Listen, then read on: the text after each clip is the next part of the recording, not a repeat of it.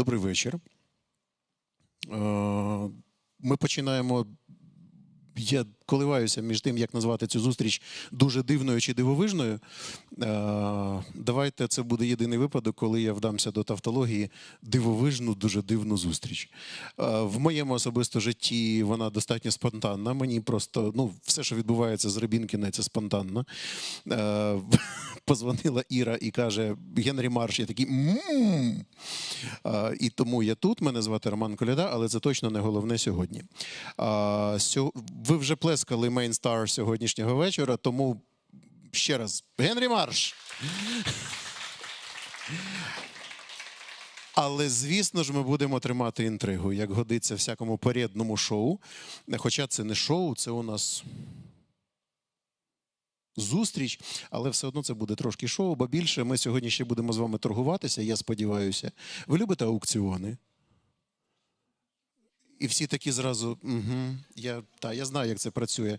Я в суботу із невеликого товариства поетів виторгував 11 тисяч гривень. Готуйтесь. Це звучить, скоріше за все, як погроза, але я більше не буду, чесно. Почнемо ми з того, що все, що тут відбувається завдяки фонду Smart Medical Aid. І цей фонд очолює Ірина Рибінкіна. І, напевне, ми подивимося маленьке відео. Знаєте, це як в фігурному катанні. Є обов'язкова програма, її треба відкатати, а потім займатися тим, що цікаво. As flowers are blooming, our homes are being destroyed. Each day heralds new missile attacks and new victims. Babies born in basements struggle for survival. We live amid pain and wreckage, but we know why we have to go on. Every one of us, everywhere, must fight for freedom. We will fight for every life. We will rebuild our hospitals, and once again, they will be filled with crying newborns. Our medics will have everything they need to save the wounded. Our children will have their childhood back. We will restore peace in Ukraine. Victory depends on you. Act now.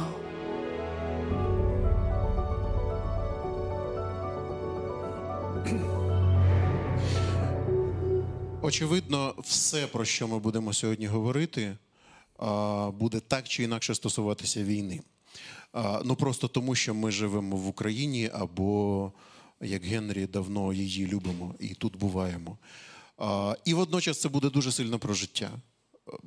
Кадри говорили самі за себе, це моторошно, і водночас це дуже сильно про життя. Це про те, щоб воно тривало, це про те, щоб його якість була схожою на те, про що хочеться говорити, коли ми кажемо словосполучення і якість життя. І два слова я хочу, щоб сказала Ірина просто зараз. Дякую. Дякую, Романе. Дякую, Генрі. І ще хочеться подякувати Анні Манухіній і MacPo Foundation за те, що вони прийняли нас у своєму спейсі, де ми проводимо ці події. Трошечки, просто два слова про себе. Я сама лікар-анестезіолог. Я 19 років працювала і жила в Великобританії, а от 24 лютого 2022 року, вже рік з чимось, я звільнилася і повернулася в Україну. І наш фонд, він займається... Наш фонд, він саме займається медичними проєктами, соціальними проєктами. Ми займаємося забезпеченням лікарень, забезпеченням передової каретами швидкої допомоги. І ось є у нас такі проєкти, які підтримує Генрі. Про Генрі трошечки скаже Андрій. Андрій знає його вже 25 років. Він для мене був вчителем і кумиром, коли я працювала в його лікарні, і я постійно про нього чула, як він їздить на Україну і що він там робить. Ми хочемо вам показати ще декілька роликів перед тим, як ми сядемо і будемо спілкуватися, і Генрі скаже свою промову, і далі у нас буде така дискусія. І наступний ролик, чому цей? Тому що ми робили фандрейзер, і сама ідея, і ви скажете, може, божевільна ідея, у війну треба допомагати військовим, треба допомагати і говорити про забезпечення, про озброєння. А ми вирішили зробити healing garden. Healing garden – це така нова концепція. І так як лікарні руйнуються кожен день, росіяни їх таргетують, ми будемо їх відновлювати. Коли ми виграємо, ми будемо відновлювати нашу інфраструктуру, наші лікарні. І от саме хотілося показати, як їх треба відновлювати. І ви зрозумієте, чому психологічна допомога настільки важлива. От ми хочемо вам показати лікарню, в якій ми будемо робити цей healing garden, і самі лікарі розкажуть, що і до чого.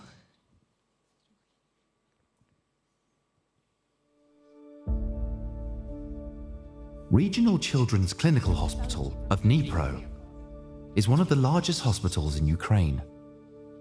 This medical facility accepted victims from the frontline territories in the southeast of Ukraine. Because of the war, they had to change the profile of the hospital and begin to provide help not only to children, but also to adults who accompanied them. And almost every second patient was taken care by Viktor Rokotov. Під час війни вкрай важко працювати не тільки фізично, але й психологічно, бо ці травми жахливі. Бойова травма, вона відрізняється від цивільної. Всі ці травми вкрай важкі для лікування і для подальшої реабілітації. Коли почалася війна, наша лікарня почала приймати діточок, які постраждали від цієї війни. Дітки були з важкими мінно-вибуховими травмами. Тобто це великі рани і відкриті переломи, багатоуламкові переломи, сторонні тіла, ампутації кінцівок. Було поранення і черевної порожнини, і голови, тобто осколкові поранення. Тому працювала бригада. Коли сталася трагедія на вокзалі Краматорську, 2 доби були надходження і десь 3 доби ми працювали майже без перерви, знаходилися постійно в лікарні. Переважна більшість була діти. A little patient here, baby, some trauma patients. Така лялечка. Я вас поздравляю. Many children who were admitted to the hospital have been in bomb shelters for a long time. Due to the lack of clean water and in-time medical, minor diseases became more complicated. But this is not the only problem. Багато психологічних проблем – це боязнь гучних звуків, це постійний страх, напруга, неспокій. Ми стараємось більш тихіше прикривати двері, ми стараємось не гупати дверями лифтів. Зараз ми також працюємо саме як психологи, бо потрібно, окрім того, вислухати, зрозуміти та допомогти не лише як спеціаліст-гінеколог, а якось як психолог. Коли перед цим тобі показують там фотокартинки, фотокартки, квартири, яких немає дому, розповідають якісь свої такі, тобі дуже важко абстрагуватися, мати такий холодний розум і працювати лише. Ти, звісно, піддаєшся на якісь емоційні такі нотки. Despite physical exhaustion, doctors also have a heavy emotional burden. But they hold on for the sake of their patients. До цього не можна звикнути, але треба розуміти, що ми робимо правильну справу. Ми тут захищаємо наші кордони. Кордони, у тому числі внутрішні, це все неможливо пережити, але це пережити треба, ми мусимо просто. Я весь час наполягаю на цьому в ефірах українського радіо, що всі ті, хто живі, от скільки будемо живі, ми маємо не просто існувати, ми маємо жити і тримати кукуху в чомусь, бодай, трошечки схожому на норму. І оце психологічне відновлення, і те, що ми говоримо про healing garden, це навіть внутрішньо, це не про больницю, це про лікарню. Це про місце, де виліковуються і набувають здоров'я. І, напевне, треба показати цю швидку, трошки крейзі, але таку милу. Давайте подивимося. У нас Цей проєкт, він йде в унісон ще одного проєкту. Ми купляємо і привозимо не тільки швидкі на передову, а ще і реанімобілі для наших найменших пацієнтів, недоношених діточок, яких треба зараз збирати по всіх регіонах, тому що все-таки їм теж потрібна наша допомога, не потрібно про це забувати. І от в Сумську лікарню, в Сумську обласну дитячу лікарню поїхала швидка, от яку ми зараз покажемо, і в Дніпровську це буде наступний наш проєкт, на який ми збираємо кошти. Тож дякую всім, хто задонували на це. А зараз просто покажемо, щоб трошки відійти від картинок того ролику, як вона виглядала.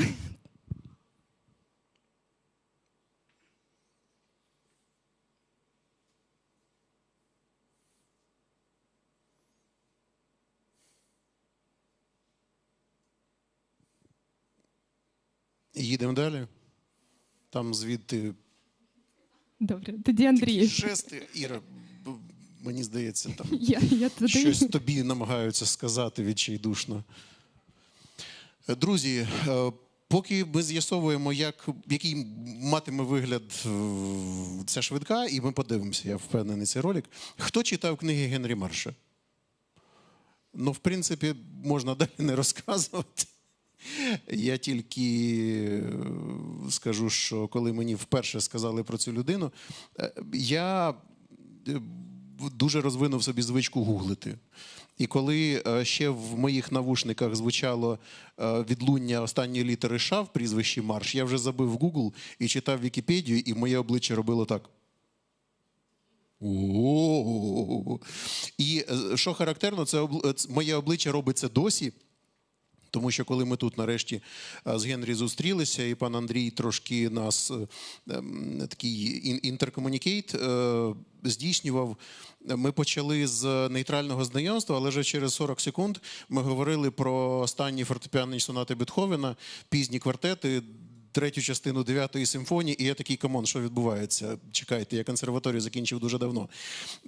Немає меж різносторонності, і мені здається, що треба, щоб хтось це переклав. І мені здається, що одна з запорук психічного здоров'я самого Генрі – це музика, а ще бджоли і меблі.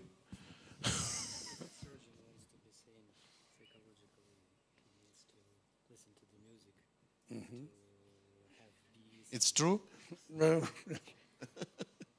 Я думаю, що ми про це можемо дивитися ролик. It's great. Тоді давайте дивимося швидку допомогу, вона нас трошки ще підбадьорить психічно, і потім вже безпосередньо до Генрі і його лекції.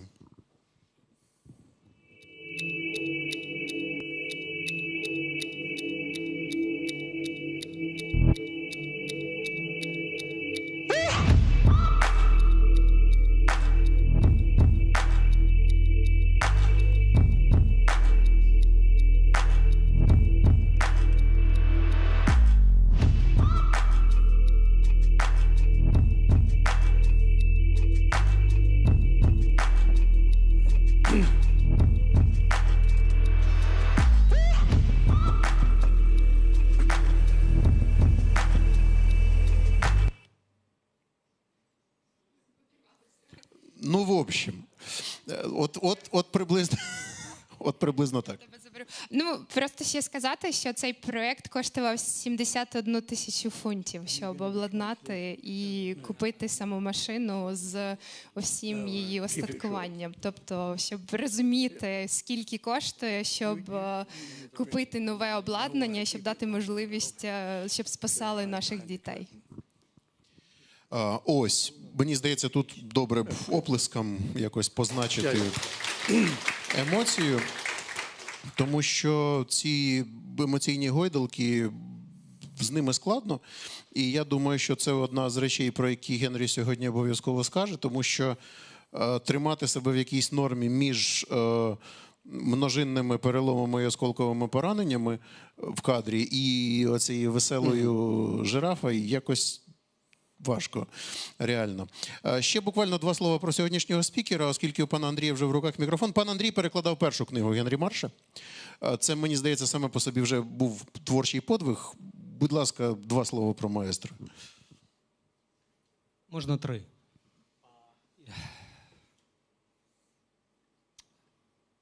Я ідентифікував себе завжди українцем, але, ну, скажімо, своїй доньці я завжди твердив, що ми живемо в другорядній країні, на жаль. В той час, коли Генрі, продовжуючи їздити сюди протягом 25 років, вертаючись в Англію, повторював англійцям, що Україна дуже важлива країна, і коли вони казали, що це якась частина Росії, ну, це абсолютно неважливе місце, він казав, ні, Україна – це важлива країна. Генрі був правий, а я помилявся. Україна геть не другорядна країна. Причому Генрі був правий задовго до Генрі Бориса був правий Джонсона. задовго, так. Генрі був правий.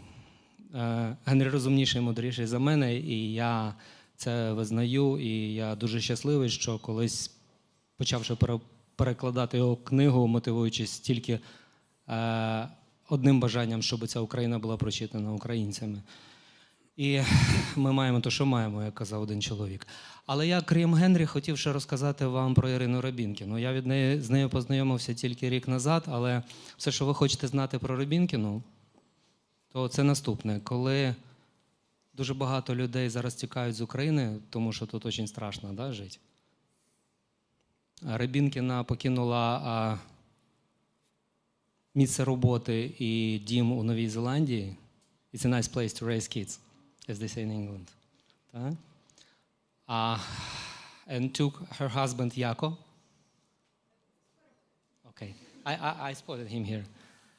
І своїх дітей, і приїхала в Україну в ці дні for holiday.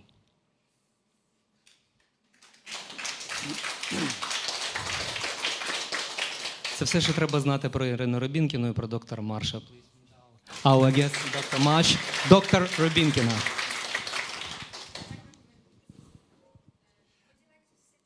No, I'm happy to stand. Okay. I'm happy to stand.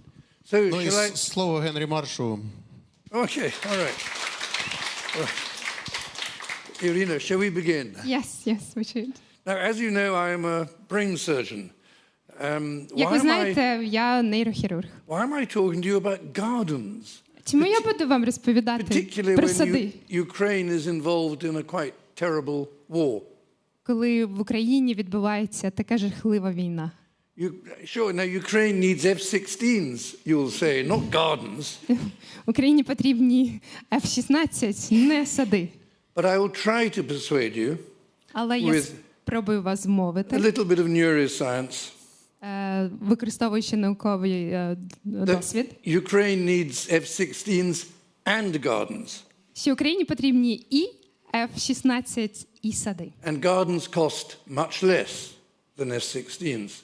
І сади коштують набагато менше, аніж F-16. Now that is the famous St. Paul's Cathedral in London during the Second World War. Це одна з найвідоміших cathedrals, церков St. Paul's в Лондоні. And it was Під час Другої світової війни. It was a miracle St. Paul's was not destroyed. All the buildings around it were destroyed by the Germans, by the Nazis. І це було таким чудом, дивом, вибачаюсь. І це було дивом, те, що St. Paul's церква сама, вона встояла. Всі абсолютно будівлі навколо неї були зруйновані під час Другої світової війни. So what did the English people do? Well, they grew gardens all in the ruins during the war. І що англійці зробили? Вони вирощували сади. Саме на руїнах тих будівель, які зруйнували під час Другої світової війни. Now I will try to persuade you that gardens are very important, especially in hospitals. Я спробую вас мовити те, що сади дуже важливі, особливо в лікарнях. Firstly, to grow plants and trees is a declaration of hope, Nadia. Що саджати та вирощувати рослини і дерева – це декларація надії. And hope is one of the most important things in human life. І надія – це одна з найважливіших таких рис в людському житті. As doctors, we know it is amazing what our patients will tolerate if they hope they will get better. Як лікарі ми знаємо, що наші пацієнти можуть витримати все, якщо вони знають, що їм стане краще. And at this terrible time, Ukraine needs hope. І зараз під час ці жахливі часи Україні теж потрібна надія. And that is not just about weapons and medical equipment for hospitals. І це не тільки про озброєння та медичне забезпечення для лікарень. There is scientific evidence, which I will discuss later. Є наукові статті і наукові доказові статті, That access to gardens can have a major impact on recovery from trauma and illness. що якщо у пацієнтів є доступ до саду або чогось зеленого, воно впливає на відновлення пацієнтів під час травми. And Ukraine must plan for reconstruction for the future after the war. І Україна має планувати свою реконструкцію, відновлення після війни. I've been coming to Ukraine for 31 years. Я в Україну приїжджаю вже 31 рік. I've lost count of the number of hospitals I have seen. Я вже не знаю, скільки лікарень, в яких лікарнях і скільки лікарень я відвідав. In my experience, hospitals almost always are horrible. І те, що я побачив, і з мого досвіду, всі лікарні, майже всі лікарні, вони жахливі. But Ukrainian hospitals are some of the most horrible. Але українські лікарні, вони ще жахливіші. The war is terrible, but it is an opportunity to start anew. Війна – це жахливо, але у нас є можливість почати все спочатку. And build hospitals which incorporate our new, modern, scientific understanding of the close relationship between mind and body, between states of mind and illness. І будувати лікарні, враховуючи, що ми знаємо, і що ми знаємо, що мозок і душа, вони є невід'ємною частинкою і дуже пов'язані між собою. І по цьому принципу ми маємо будувати нові лікарні. Now, in the past, before the scientific medicine, human beings had to put our hope for a long life in religion. До того, як була доказова медицина, люди вірили і сподівалися на те, що є релігія і є щось, що їм допоможе. But now we put our hope in modern scientific medicine. Але зараз ми тільки віримо новітній медицині і новітній науці. Which we hope will keep us alive and well for many, many years. І ми сподіваємося, що це збереже наше життя, і ми будемо жити довгі-довгі роки. But there is a paradox, a profound paradox. Але тут є парадокс. Religion gave us the most wonderful buildings. З релігійні будівлі, вони найкрасивіші, найчудовіші будівлі. Often with beautiful gardens. Дуже часто з дуже гарними садами. And often with beautiful statues. І дуже часто з дуже красивими статуетками. That is the famous Chartres Cathedral in France. І це статуетки з відомої церкви у Франції. But why is it that hospitals are so often horrible, but even the statues throw up their hands in horror? Але чому лікарні настільки жахливі, що навіть статуї, вони знімають руки в повітря, піднімають руки в повітря. Long corridors. Дуже-дуже довгі коридори. Threatening notices. Погрожуючі назви. Hospitals are like prisons. Лікарні, вони як в'язниці. When you go to prison, when you go to hospital, Коли ви попадаєте в лікарню або ви попадаєте в в'язницю, you are given a number, вам дається номер, your clothes are taken away, знімають ваші домашні речі, you are given a uniform, вам дають уніформу, you are put in a small space, вас вкладають в дуже маленьке місце. you must obey the orders of the doctors and nurses, Ви маєте слідувати всьому, чому скажуть лікарі та медсестри. and then you are subjected to a rectal examination. І потім вам роблять... No, seriously, you know, there are Not everyone strong gets a rectal examination in the hospital. between hospitals and prisons. І потім вам роблять огляд ректальний. And often the windows you cannot look out of. І дуже часто в лікарнях вікна, в які ви не можете дивитися. That is my operating department in London. Це там, де працював Генрі в Лондоні. And even when you can look out of the window, often the view is horrible. І навіть коли ви можете подивитися у That is віконечко, the Kresny prison in Petersburg, where I used to work many years отакі ago. є краєвиди. That's the view from the children's ward. Ну, це в Петербурзі, це саме те, що вікна, куди виходять з дитячих палат. And then because of the war, the situation in Ukrainian hospitals, particularly in the east, is truly terrible, as you know from in Dnipro. І тому що у нас війна, як ви бачите, ситуація навіть погіршилася з часом.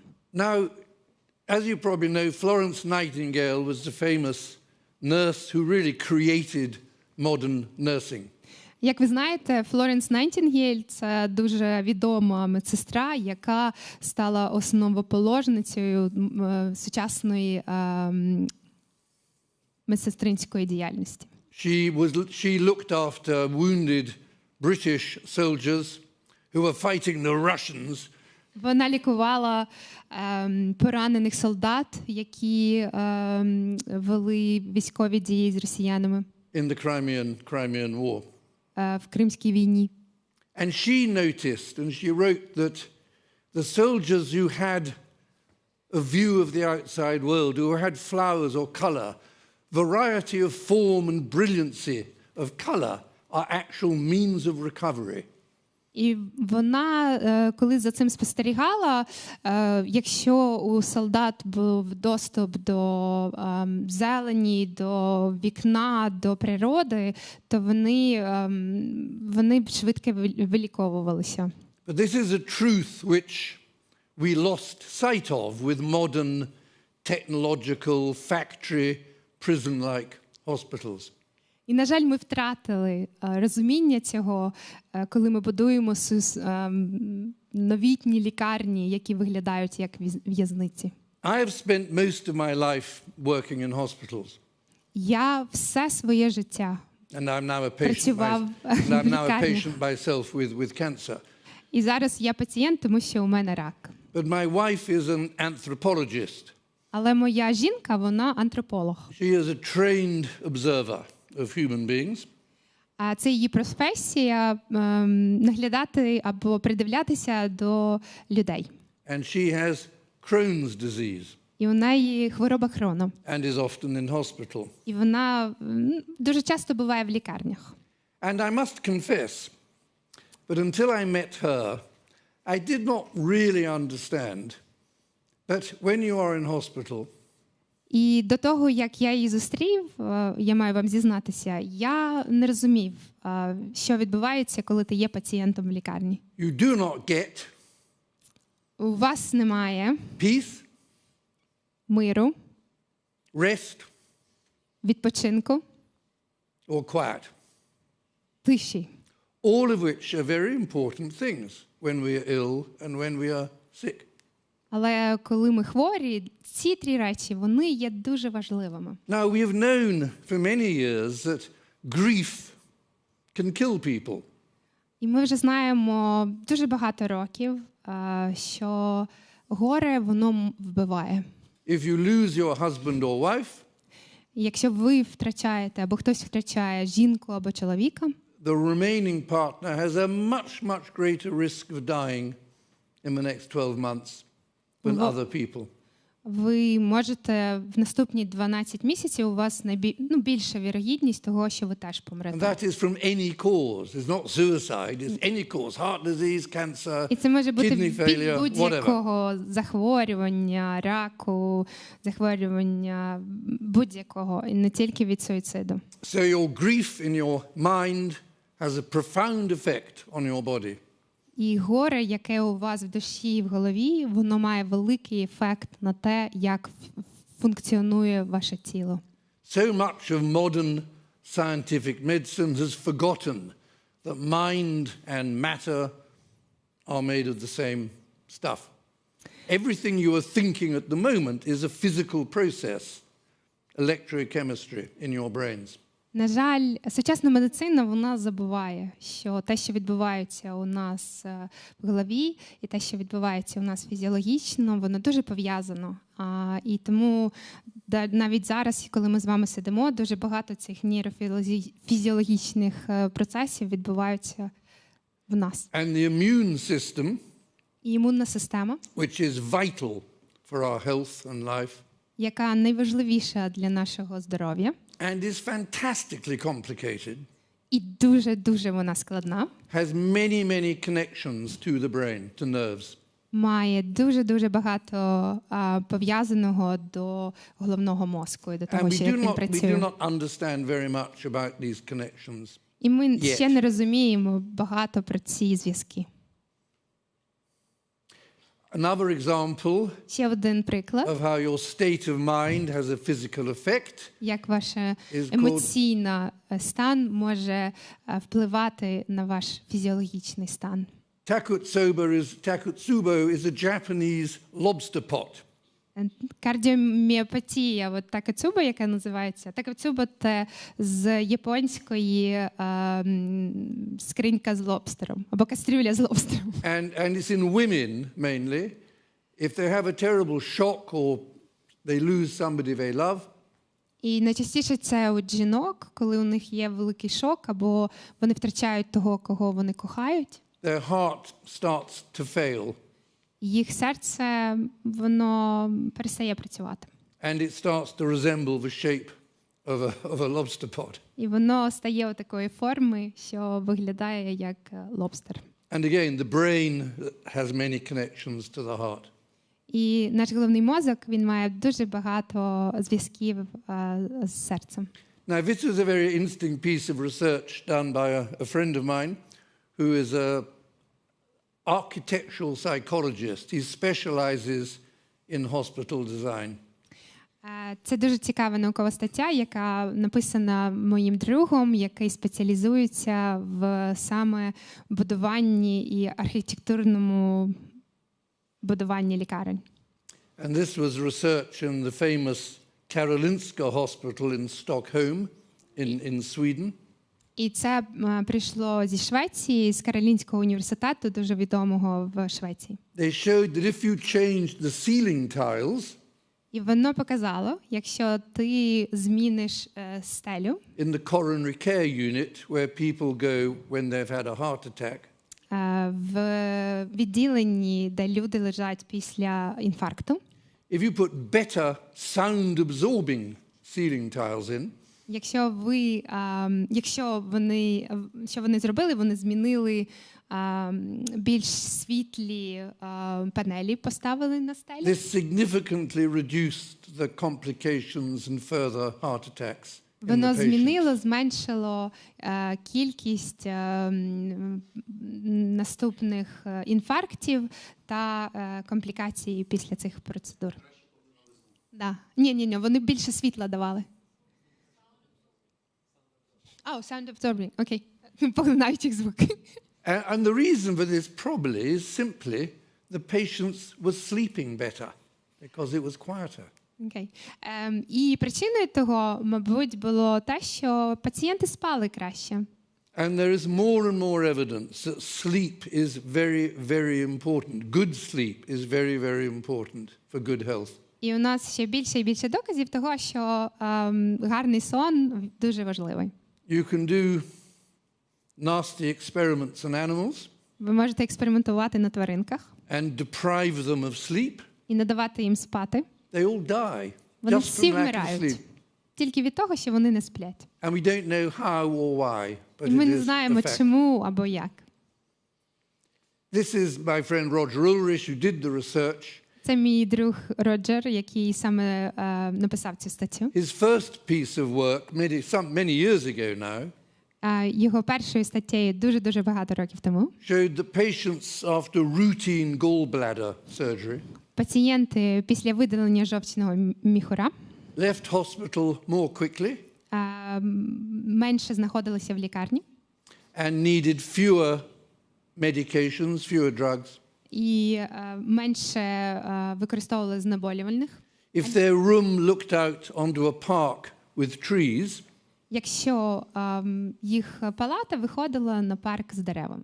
compared to the patients on the same ward, Якщо в порівнянні з тими пацієнтами, які знаходилися в тому ж відділенні, whose room was on the other side of the building, у яких кімнати їх палати виходили на іншу сторону, and looked out onto a car park. і які дивилися на парковку. So simply having a good view is good for your health. І це дуже просто. Маючи гарний вид з вікна, воно впливає на ваше видужання. And we all know that. We love gardens, we love landscape, we love the countryside. І ми всі знаємо про це. Нам дуже подобаються і сади, і природа, і гуляти. With modern medicine, both in the buildings and all the high-tech equipment, it is very easy to lose sight of the fact somewhere in there is a human being. В сучасній медицині, використовуючи стільки апаратури, і взагалі дуже, дуже легко втратити відчуття, що там десь є людина. Well-designed hospitals with windows, gardens, friendly spaces and good acoustics, as this building has, Дуже добре спроєктовані лікарні з вікнами, садами, дружніми якимись еріями, з хорошою акустикою, як і ця будівля. patients recover more quickly. Призводить до того, що пацієнти, вони видужують набагато швидше. They need fewer medications. Їм потрібно менше препаратів. They're less anxious and less depressed. У них менше депресії. I mean, over Менше переживають. depression is bad for your physical health. Depressed people have more problems with physical health than people who are not depressed. Депресія взагалі вона впливає на ваш стан фізіологічний, і люди з депресією, у них більше хвороб.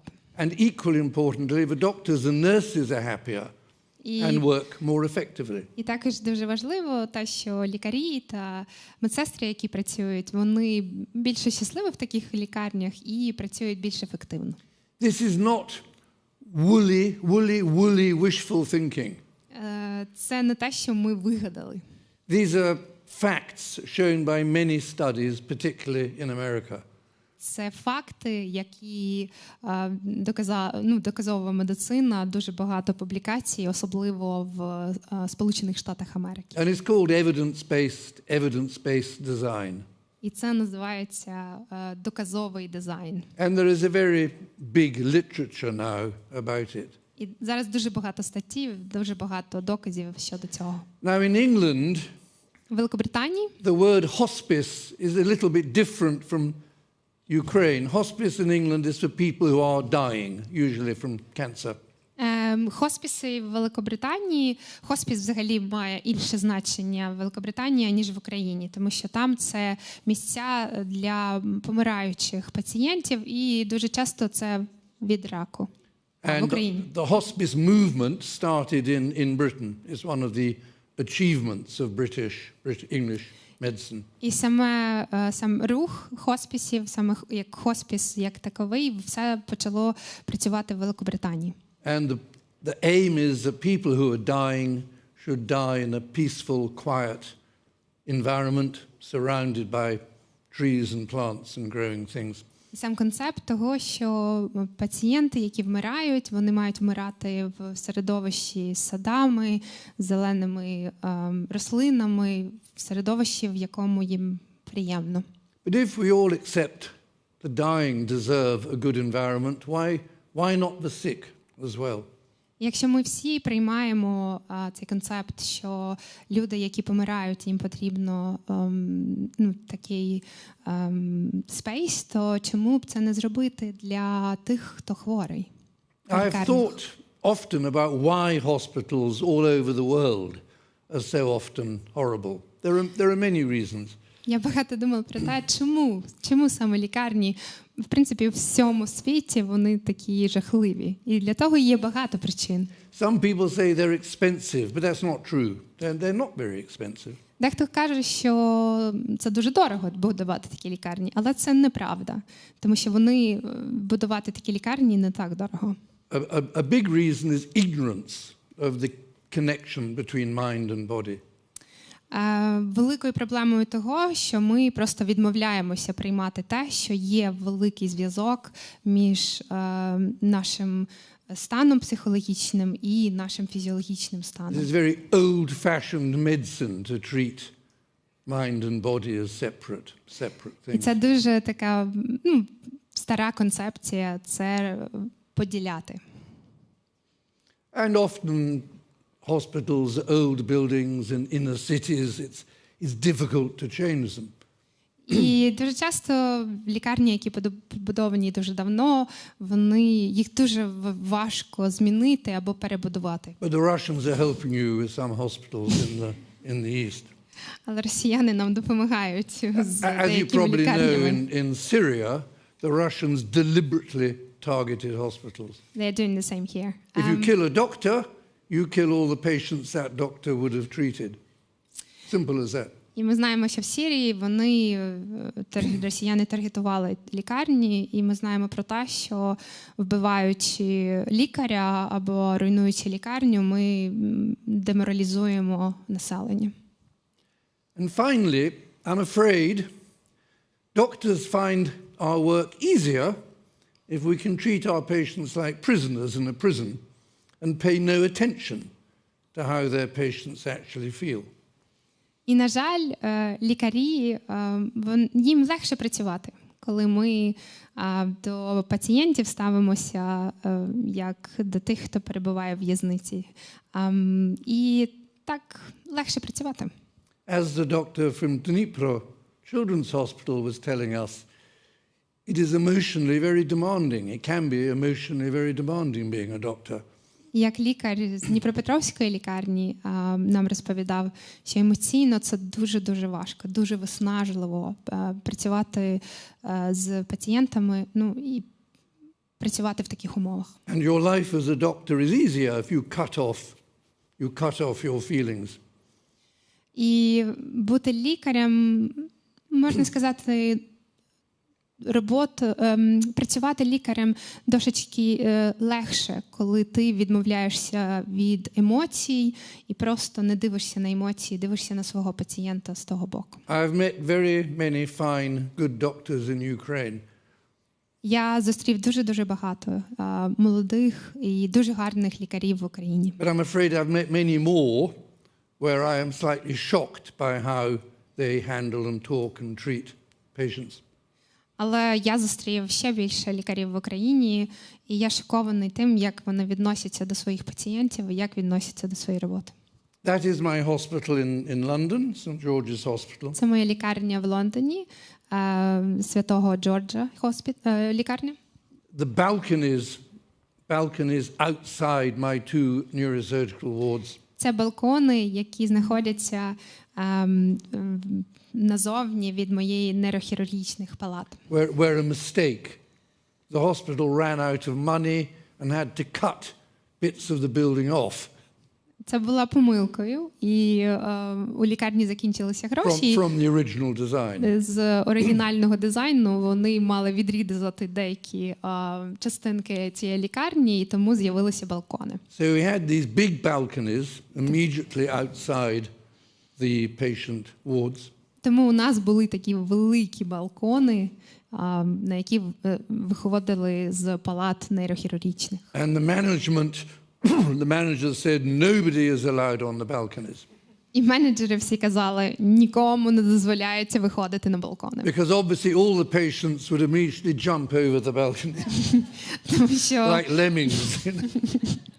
тому що обов'язково всі пацієнти зразу випригнуть з балкону. So it took me 7 years У мене зайняло це 7 років. of argument, emails, meetings. Сперечань, суперечками, імейлами, зустрічами. And I had to raise 200,000 euros І я нафандрейзив 200 тисяч євро. to make the balustrade suicide proof.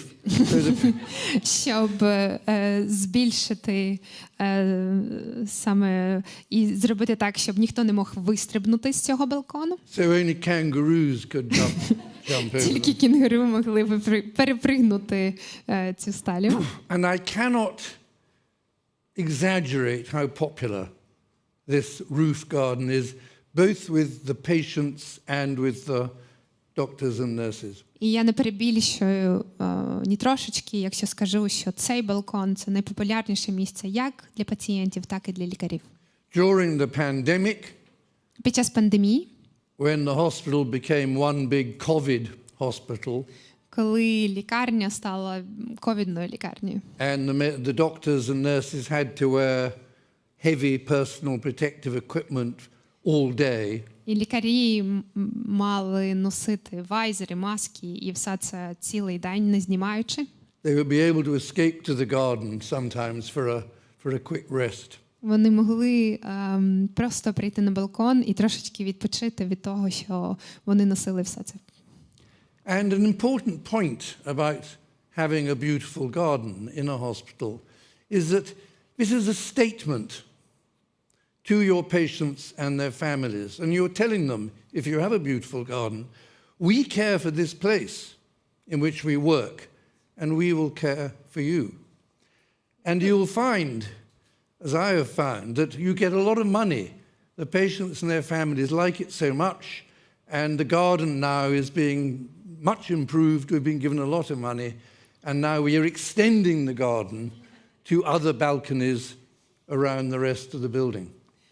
І цим, коли ми робимо це, ми це кажемо, що ми турбуємося про наших пацієнтів, тому що ми турбуємося про те, як виглядає, те, що у нас є сад, у нас є ця територія, і це спонукає пацієнтів ще більше донувати грошей і, бачите, покращувати цей сад, який зараз виглядає саме так.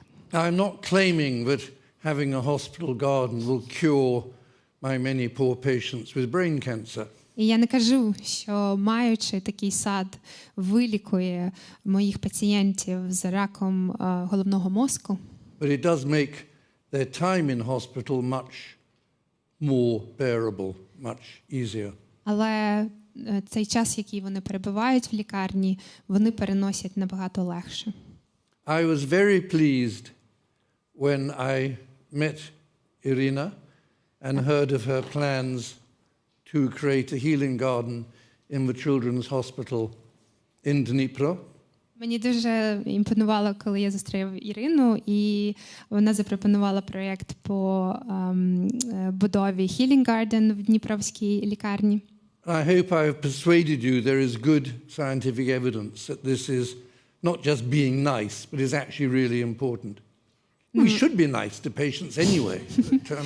Я сподіваюся, що я зміг вас вмовити про те, що ці сади, вони дуже важливі для пацієнтів, тому що цей стан, коли ви можете прийти в такий сад, це дуже важливо. I've made many visits to Odessa, a wonderful city, over the years. Я дуже багато разів був в Одесі. And there is an Odrex private hospital there. І там є приватна лікарня. It was a factory for making gambling machines. І це був спочатку заводом, який робив ігральні автомати. And then the RADA banned gambling machines. Потім Верховна Рада вона відмінила And the своїм business- законом ці машини. And the businessmen said, oh, what are we going to do with our factory? І вони подумали і вирішили, що вони будуть робити з цим заводом. So they said, we will make a private hospital.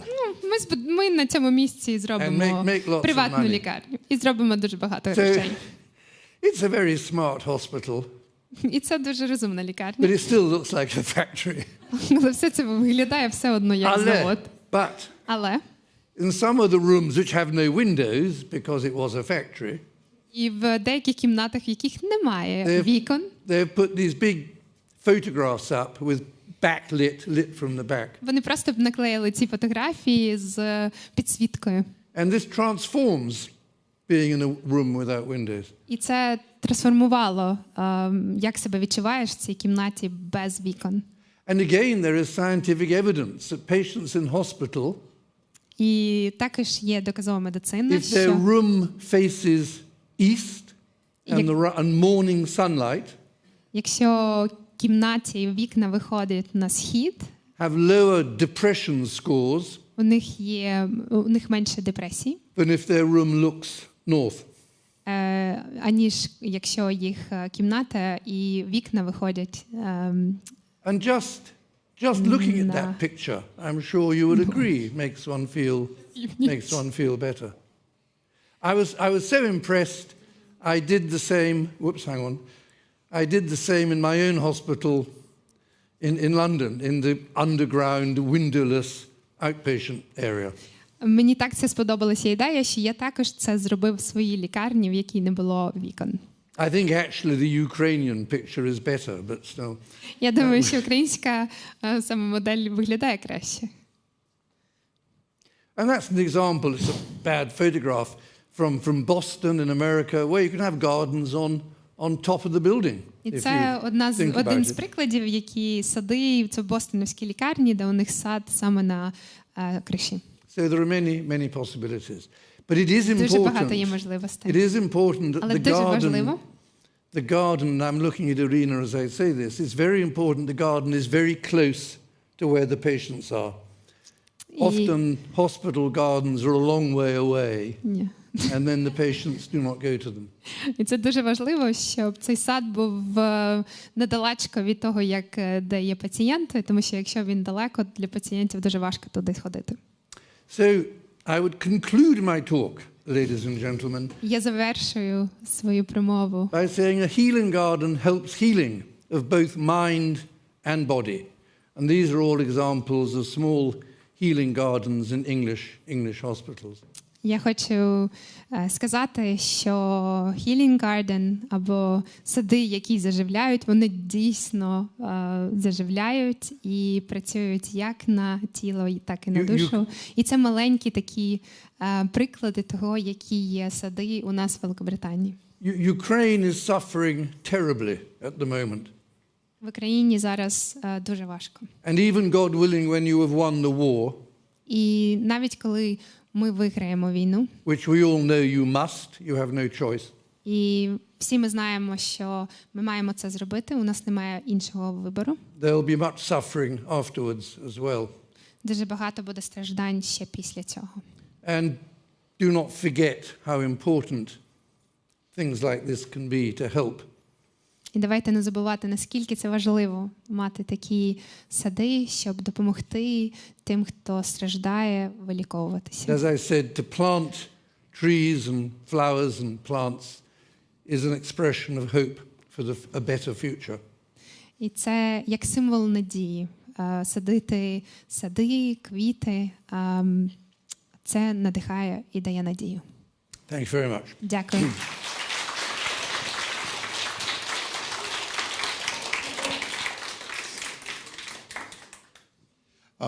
Окей.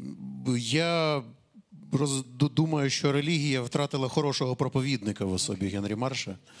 Насправді, тому що це проповідь. It's good. Окей. Я зараз тут знову почну розсипатися в компліментах, але не треба. Друзі, я думаю, що буде добре, якщо ви поставите кілька запитань, і ми спробуємо організувати щось на кшталт дискусії. Я не впевнений, що хтось захоче розбити цю аргументовану позицію, але щось уточнити цілком було би доречно. У нас тут є спеціально навчений мікрофон для запитань. Can we go back to the last picture? I don't want to see that picture of myself, sir. Oh, that's better. That's nicer. Yes. Thank you.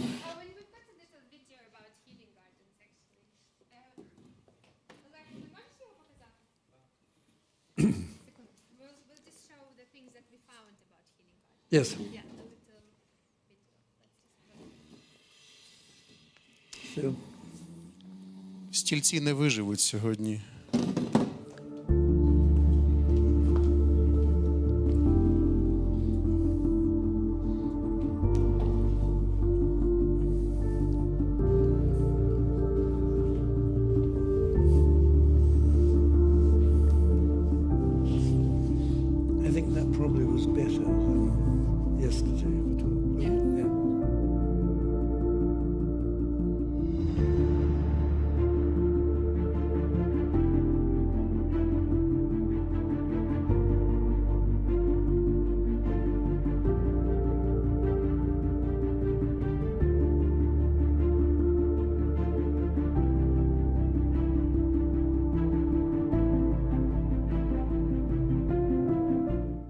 Я не пам'ятаю, хто сказав цю фразу, що навіть якщо мені залишиться ще 1 година життя, я впродовж цієї години посаджу ще одне дерево.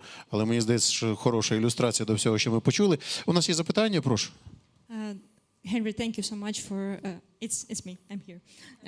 Thank you so much for your speech and thank you for your support.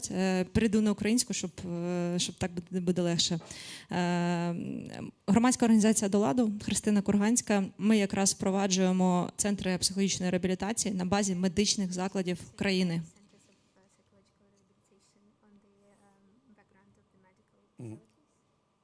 І ми бачимо, що дійсно заклади охорони здоров'я в Україні, вони не просто horrible, а навіть гірше. Тому ми будемо дуже вдячні співпраці, тому що ми якраз плануємо такі центри не тільки по Києву, а взагалі по Україні. І ми працюємо з різними пацієнтами. На зараз це військові, ветерани, члени їх сімей. І це дуже різні стани, і тому будемо дуже вдячні, якщо ми зможемо поспівпрацювати, зробити щось разом. Дякую.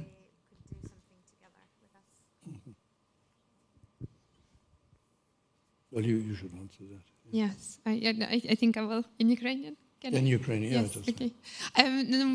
Нам дуже приємно. Ми, так, я сподіваюся, обміняємося контактами, тому що це такий перший проєкт, але це не має бути перший, це має бути, всі лікарні мають так виглядати. Ну, там бджілки туди не входять, але все інше має бути більш зеленим. І якщо чесно, ми працюємо з Дніпровською лікарнею вже більше року, і дуже багато туди надали обладнання і всього іншого. Дуже допомагаємо їм.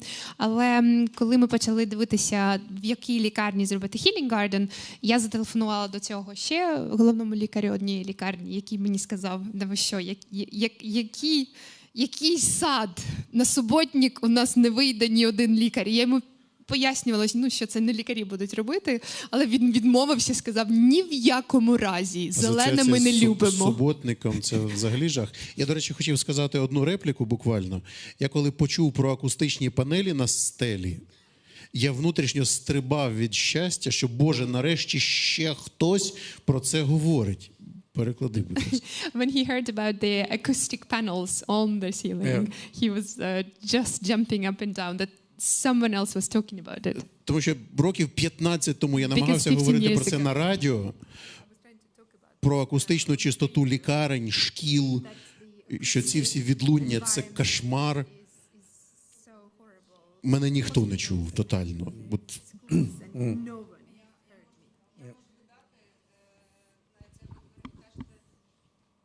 Я тут можу додати, що, наприклад, в нас центр, який ми створили в госпіталі ветеранів війни в Пущі-Водиці, на жаль,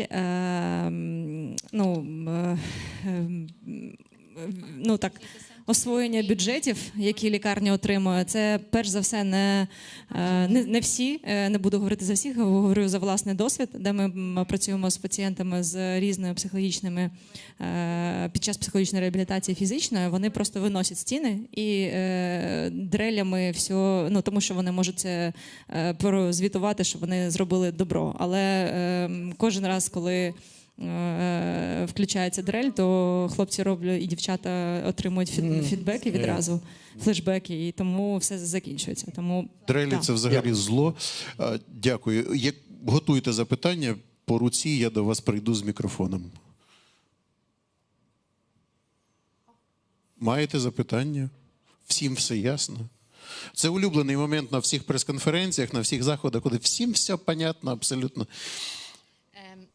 Містер Марш, я дуже дякую вам за те, що ви приїхали до Києва, за те, що ви так багато допомагаєте Україні, і що Британія допомагає Україні зброєю і постійно з початку цієї жахливої війни підтримує Україну. Я сімейний лікар у Києві, і я якраз працюю безпосередньо, первинний контакт здійснюю з такими з пацієнтами, які потребують окрім лікування, психологічної підтримки. І я пройшла курси по наданню психологічної підтримки населенню і в тому числі захисникам України, які постраждали внаслідок війни і отримали посттравматичні стресові розлади. І дійсно нещодавно на прийомі був військовий, який отримав серйозний посттравматичний стресовий розлад важкого ступеня. Дуже важко працювати в цих умовах, лікарям також. І нещодавно я давала інтерв'ю фінському журналу стосовно, як працюється лікарям в Україні. Він питав, який рівень зарплат у нас, який робочий графік. І він був просто вражений, перевівши цей дохід у євро, порівнявши з європейським рівнем зарплат. І спитав, в яких умовах ми живемо, яке житло у нас, і як взагалі ми справляємося, як лікарі взагалі живуть, наскільки важко нам працюється в цих умовах. Я відповіла, що дуже складно, тому що насправді ми вже самі теж потребуємо цього відновлення психологічного, і це дуже важлива тема. Тому що ми щодня контактуємо з такими пацієнтами, які травмовані війною, психологічно травмовані війною. І тому дуже вдячна за вашу лекцію і теж дуже такі цінні поради стосовно саме психологічного відновлення лікарів і участі лікарів у допомозі по психологічному відновленню пацієнтів, українців, так, травмованих війною. Дякую за вашу лекцію. There are many problems of healthcare in Ukraine. В Україні дуже багато проблем в охороні здоров'я. And Ukraine is not a rich country. І Україна не є такою багатою країною. And one of the big problems in Ukraine is there are too many hospitals.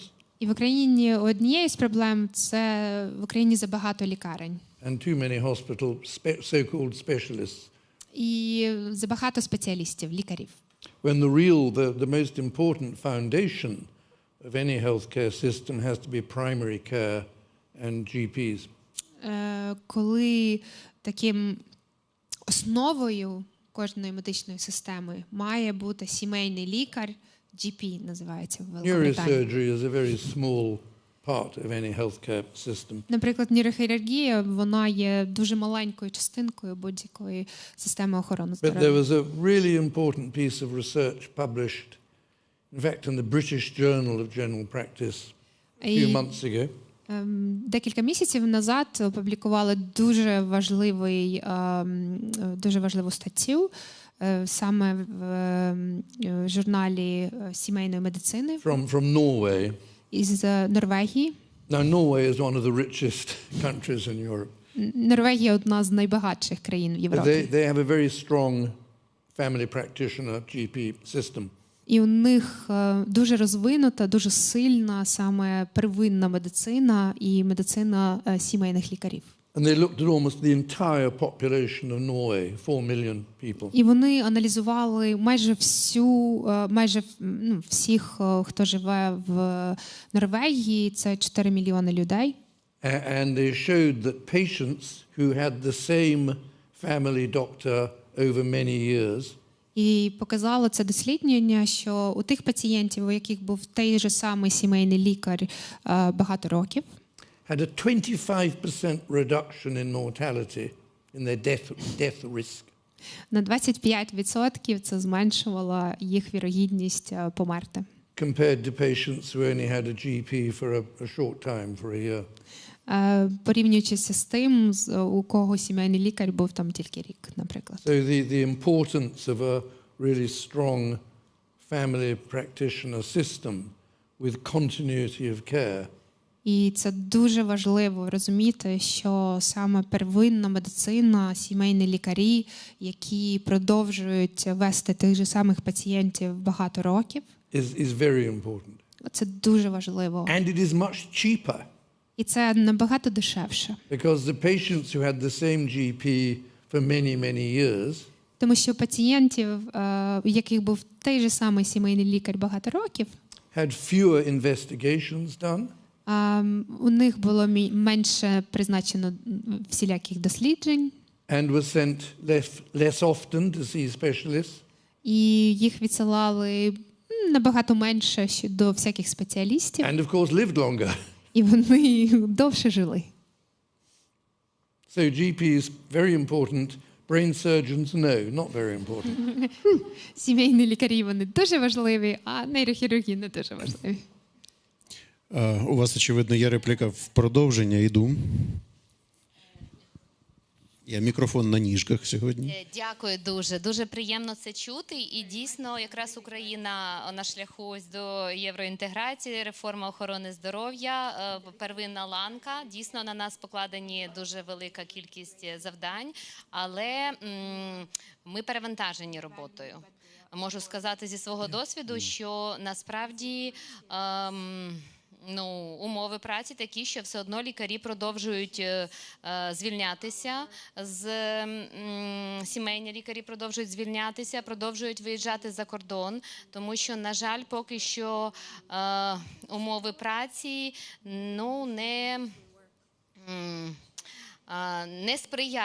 не сприяють тому, щоб, якщо якісно виконувати дійсно, якщо лікар добросовісний і проводить бесіди з пацієнтами, і підтримує психологічно, на жаль, дуже мало часу виділяється на пацієнта, не надають на жаль, економія відбувається там на асистентах для лікарів. Лікар – це фактично оператор у нас комп'ютерного набору, на жаль.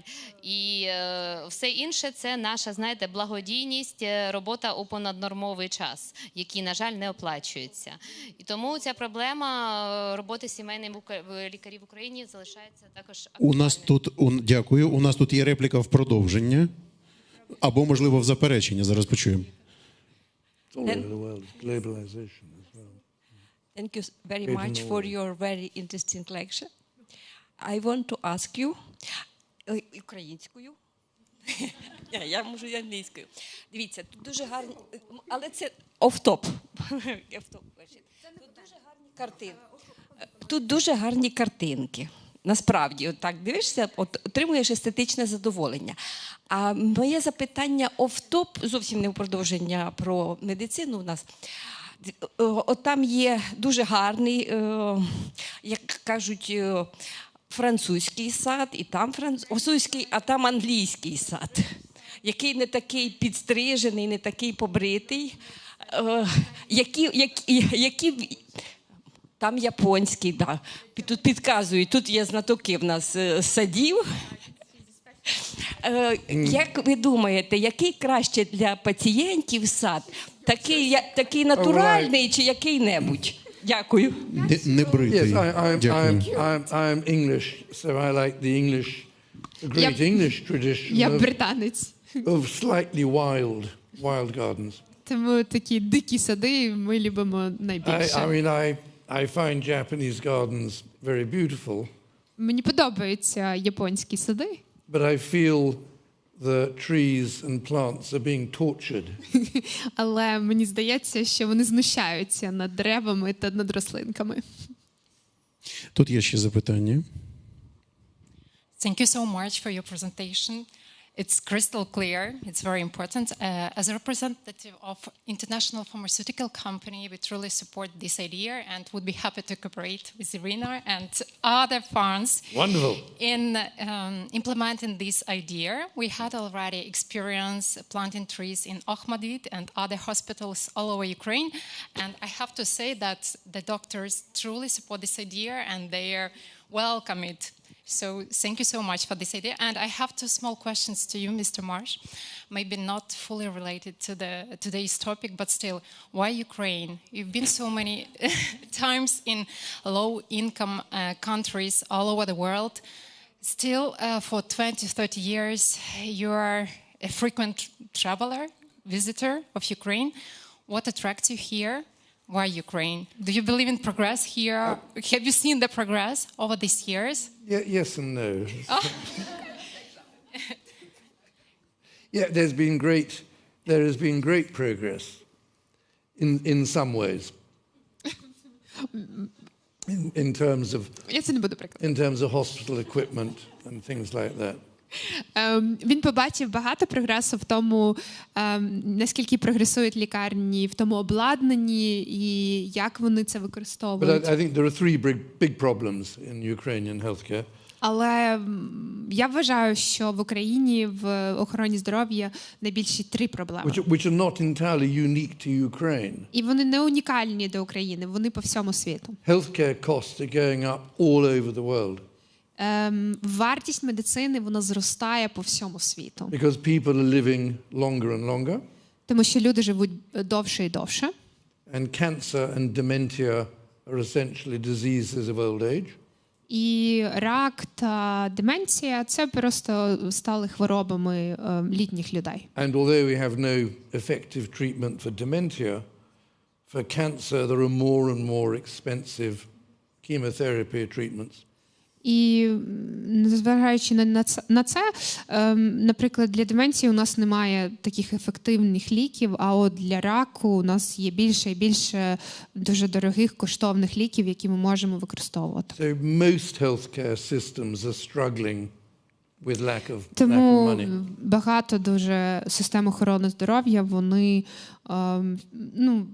на жаль, не можуть собі дозволити ці зростаючі ціни на ці препарати. But as I said earlier, there are too many hospitals in Ukraine. Але, як я сказав раніше, в Україні забагато лікарень. For excellent healthcare, you need bigger Для того, щоб збільшити, покращити якість допомоги, потрібно менше лікарень, але більших центрів, які будуть концентрувати спеціалістів. And secondly, there has been very little progress in postgraduate medical education. І дуже мало прогресу, на жаль, в навчанні. В навчанні після університету лікарів, які випускають університети. Postgraduate medical education here is a joke compared to America and Europe. На жаль, тут... You sure? Well, it's the professor's son and bribery system still. I know. На жаль, тут це як joke українською, як буде? Жарт. Жарт. Тут це як жарт. Ви знаєте, тут немає такої системи навчання, як, наприклад, в Великій Британії чи будь-якій іншій країні. In Europe and in Britain and America and Europe, to become a neurosurgeon, в Америці чи в Британії, щоб стати нейрохірургом, you will have probably 2 years of initial general medicine. У вас буде десь 2 роки, перші 2 роки це буде просто інтернатура в медицині, терапії. 6 years. І потім ще 6 років навчання. And that is clinical work. You'll be in a hospital. It is all based on treating and seeing patients and being trained, not on old professors giving you theoretical І lectures. це буде практичні навички. Тобто всі 6 років ви будете практично оперувати, навчатися в лікарнях, але це не будуть професори, які будуть вам просто читати лекції про те, як це робляться. And the other problem, as I said earlier, is primary care. І ще одною проблемою це первинна медицина. Має бути більш сильною. I think I'm allowed to be critical because I have been coming here for 31 years, and if I live another 31 years, which I won't, I would continue to come back, you know, because I like Ukraine. I want to be helpful. Thank you so much for being critical, and so thank you so much for your efforts. And I have another question, very small one, more related to your direct expertise. You've been inside of brains of many people of many nationalities. Probably you notice some peculiarities of brains of Russian nationality. What differ them from other people from the rest of the world? But I did. Maybe they miss something there. But I did work for a while. I made medical visits to Moscow in the 1990s. В 90-х роках я був в Москві декілька разів. And I even operated upon the Я навіть оперував. Deputy head of all of neurosurgery for Russia. І самому головного нейрохірурга в Росії я оперував. He came to London. Він приїхав в Лондон. As he did not trust his colleagues. Тому що він не довіряв його колегам.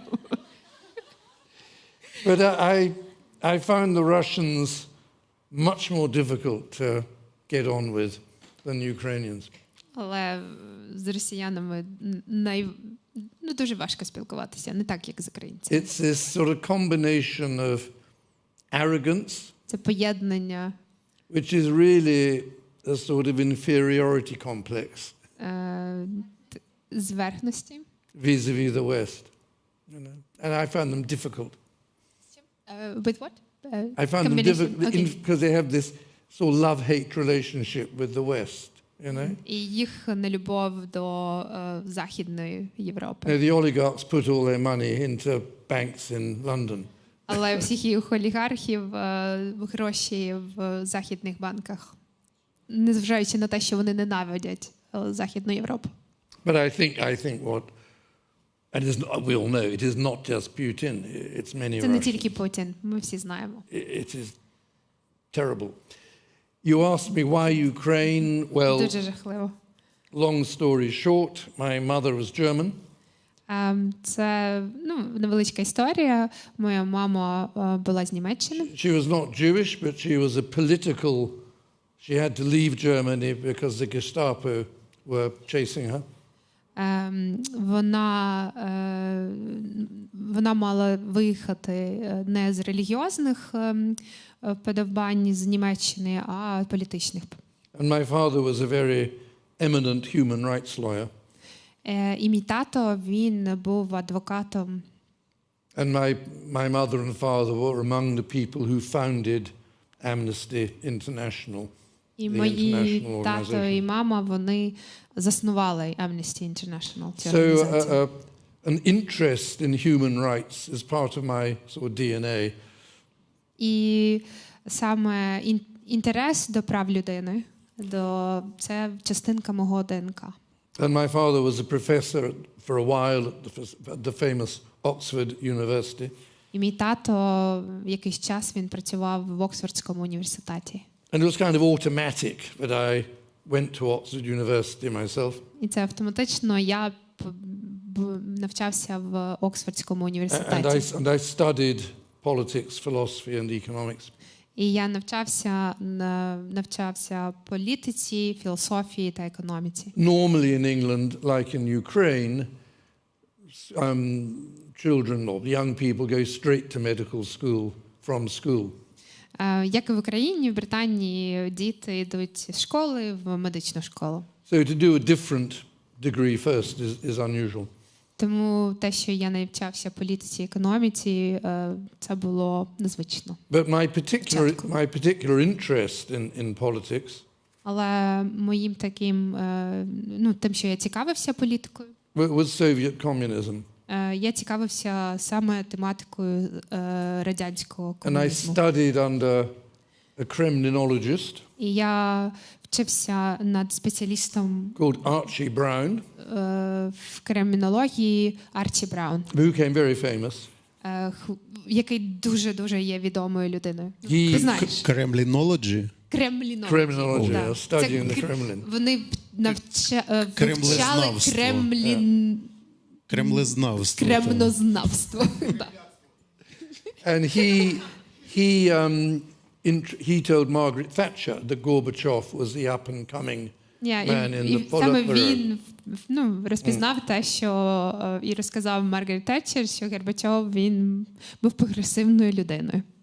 I then, for reasons we need not discuss, I then decided to become a doctor. І потім я вирішив стати лікарем. And I never expected to combine criminology with brain surgery. І я ніколи не думав, що я поєднаю ці дві But науки. But by coming here, I did in a way. Але приїжджаючи в Україну, я поєднав це. But my interest in Ukraine is really because of its fundamental. I always knew Ukraine was an important country. Я It's завжди знав, що Україна – це дуже важлива країна. Struggling to escape its Soviet past. Яка намагалася, але дуже важко було їй втекти від радянського минулого. Втекти від радянського режиму. I like to say it's like a butterfly trying to get out of its Soviet chrysalis. Як метелик, який намагався вилітати з радянської. Like everybody, I did not expect the war. Як і всі, я не думав, що буде така війна. But we all know now we can see why. Because a free, democratic Ukraine with a civil society is a terrible threat to Putin and his kleptocratic regime. And that really is what the war is about. Що Путін не може нас бачити вільними. І тому є війна. Thank you so much for your efforts. That's truly appreciated. You've been with Ukraine in the darkest times, and I would like to wish you strong health to be with us in their brightest times, and I hope they will come soon. Thank you. Дуже дякую. Thank you very much. Дякую. У нас є голос з цього боку. Dr. Marsh, thank you so much for your amazing presentation. My name is Sayara Ahmedova. I'm maxillofacial surgeon, and I also wasn't satisfied with my practice in public hospital. And 3 years ago, I organized my own clinic. And the first thing that I settled there, it was garden. I had no idea that this is so important for patients because I didn't do such a research, and I didn't read more information about how it's important for patients. But I definitely know that this place would be like a special place for my team because it's like a health team that care and treat another people. So their mind is supposed to be clear, and sometimes we also need some spare just to be more stronger and to be more relaxed. And what I realized during these 3 years that I have garden at my office for practicing, that it's not the only place for relaxing. It's also place that given some hope because last year was when war started. My office closed, and this office was like a shelter for family with small kids, and they live there during the 5th month. And the only hope that gives some even smaller idea that everything will be okay with us is like to go between this attack to the garden and to see how green leaves appears on the trees, how some flowers begins flourish. And I think it also was not just helpful. I think it was like the imagination in our mind that it's like a kind of victory. So I had no idea that starting with the healing garden, it's like a right when we need to start our practice. So thank you so much. It's amazing that now it's like accidentally, but I'm here and you are. It's like a significant person that confirm my approach to the life. And another story, that I never realized that also accidentally I can see you. A few years ago, I bought your book, Don't Harm, in Odrex, in Odessa, because it was like medical mission for doctors who have own practice. And in that time, you also were in Odrex, and I bought this book. And my son, who was teenager, he wrote, I don't know why it happens, but finally he wrote these books. And when we finished secondary school, he said that, no, never, I never been a doctor because it's not my idea. And he entered in the Netherlands, the life science department. Faculty. In 6 months, he said me, I'm going to be a doctor. And okay, how it's possible? You studied in the Netherlands. It's impossible to just change. Okay, I read some book called Don't Harm, and it's neurosurgery. I am going to be a neurosurgeon. Okay, and after that, now he is a medical student in Lithuania, and he is studying medicine because one day he wrote just book called Don't Harm. За все відповідальний Генрі Марш. Коротенький переклад, хто не зрозумів. Да. Людина-герой має приватну клініку під час війни. Всі там були і ви сприймали. Великий уклін вам. Але ще в приватній цій клініці є сад. І цей сад дуже багато робить добра. Тому воно все переплітається. І навіть не знаючи, ви спонукали те, що у вас був в лікарні сад. Це дуже добре, і це вам великий уклін за це також. Чи буде містер Марш коментувати? No. Okay, next. Well, thank you so much. Both professor and organizers, I have just small practical proposition for those hospitals with the lack of space for garden, especially inside inner cities. Aquariums. Aquariums, it's noise, not noise, just noise. It's noise of falling water. It's light. It's not expensive, and it can be not with any expensive rare kinds of fish. It can be just normal fish from river, or just plants inside, and it can be choice. Thank you so much. Underwater garden. And regarding criminology, I would like to inform, maybe you know, maybe not, that no heads was in former USSR,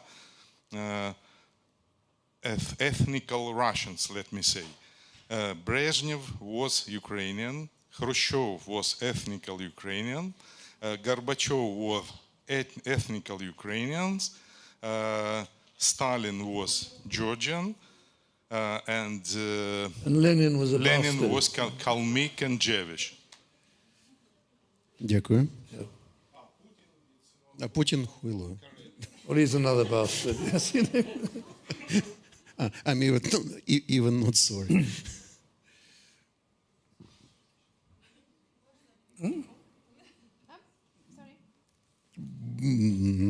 No, okay.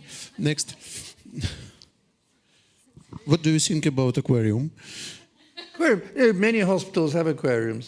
I had one outside my office in my hospital in London, and in America, many hospitals. It's a good idea. В багатьох лікарнях є акваріуми, і в його кабінеті, в його лікарні теж є акваріум, і це гарна ідея. А в акваріумі сад? Ну це взагалі, це неймовірна ідея. Але рибки вони заспокоюють, коли вони плавають. No, it's a good idea. They need maintenance, they need upkeep. Але для цього потрібно дуже багато роботи, щоб підтримувати.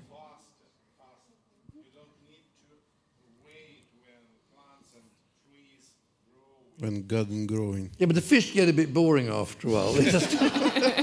They just go in circles. No, it's a good idea. No, I agree. Це гарна ідея, але з часом воно трошки притирається, коли риба плаває постійно в одну сторону. Шановний докторе Марш, я вам дуже вдячна за все, що ви робили всі ці роки в Україні. Це неймовірна робота. Коротке запитання, чи ви зрештою сказали своїй дружині минулого року, що ви приїжджали в Україну? I've been 3 times since the war started. Війни я вже 3 рази приїхала. Я один раз просто спостерігала в Академії Добробут, був захід. She came to one of your talks in Добробут. І там ви казали, що ви дружині не казали, куди ви їдете. And then you said that you didn't tell your Yeah, wife. no, the first time I pretended I was in Poland. Перший раз я сказав, що я в Польщі. So she was normally, I've never lied to her before. І я ніколи її не обманював. She was quite upset. Але вона дуже засмутилася, що я її обманув цього The разу. second time was in October when I came here. Другий раз це було в жовтні, коли я приїхав. With my colleague Rachel Clark. З моєю колегою Рейчел Кларк. Palliative care doctor. Яка лікарем є паліативної медицини. And we are starting a charity in London to raise money. І ми заснували саме фонд в Великобританії, Hospice Ukraine називається, який буде збирати гроші. And there had been no missile attacks in the summer. І все літо було більш спокійно. So I told my wife, and she was not worried. І я сказав моїй дружині, не переживай. But then on, I think it was October the 10th, Але 10 жовтня, as Rachel and I arrived коли ми приїхали at the central Vauxhall in Kyiv, в Київ, boom, boom, boom, there were several cruise missiles. Да, почалися всі ці Which взриви. did not trouble me very much. Я цього не переживав. But my wife and family were absolutely terrified. Але моя жінка і вся моя сім'я, вони були дуже занепокоєні. They were convinced that every cruise missile was aimed at me. Вони були впевнені, що кожна ракета, вона летіла на мене. She knows I'm here now. Вона знає, що я зараз тут перебуваю. I've spent a lot of time explaining to her that the risk Я багато часу витратив на те, щоб пояснити їй, що ризик доволі маленький. But you sit there watching television and all you see. Але коли ви сидите в Великобританії, дивитеся телевізор і все, що ви бачите, terrible things. Це ці страшні речі, які відбуваються в Україні. But as we all know, the damage to Kyiv has not been as bad as. Але ми знаємо, що руйнування в Києві це не настільки великі руйнування, які інші регіони України. And with the improved anti-aircraft defenses, we can hope. І якщо нам дадуть більше ППО, то ми ще можемо краще захищатися від цих ракет. The fact of the matter was, I just felt very, very strongly I had to come back here. Але я був впевнений, що я хотів повернутися. I cannot make a big difference to anything. Я не можу вплинути на багато чого. But the fight in Ukraine, the war in Ukraine, але війна в Україні, боротьба в Україні, is obviously about much more than Ukraine. Більше ніж про Україну. I mean, if Putin wins, that's terrible for Ukraine. Якщо Путін виграє, це нещастя для України. But it's also terrible for the world. Але це ще більше нещастя для And всього світу. that is why there has been such strong І це support. тому така велика підтримка всього світу України. Though I wish they'd hurry up and send the F-16s here. Я сподіваюся, що вони вишлють ці F-16 якомога скоріше. But because of my studying Soviet communism, because of my mother's persecution by the Nazis, Але в зв'язку з тим, що я навчався і вивчав комунізм, зв'язки з історією моєї мами, яка була вислана з Німеччини. and because of my long connection with Ukraine, І моєю такою давньою історією з Україною, I just had to come back. я просто мав повернутися. And my wife accepted that. She was not happy. І моя жінка це прийняла. Я от думаю, що може дуже багато людей хоче підписати книжки. Я от думаю, що я так трошки обділив цей правий сектор, от, тут, але тут тиша, здається, та? Руки. Хай буде останнє запитання, щоб ми були справедливими, і перейдемо до автограф-сесії. Hi, Mr. Marsh. I'm Роман Коляда. I'm working at Ministry of Health of Ukraine as of right now. And I have an interesting... you're one of the few people who can feel my pain. You told about reducing number of hospitals and educational problems. So what if you were all-powerful Minister of Health of Ukraine, what would be your steps to change our healthcare system? Obviously, politically, it's incredibly difficult. The senior professors and doctors and academicians will be very resistant to any change. Політично це дуже важко. Дуже важко закрити лікарні, тому що ніколи ніхто не любить дозволяти закривати лікарні.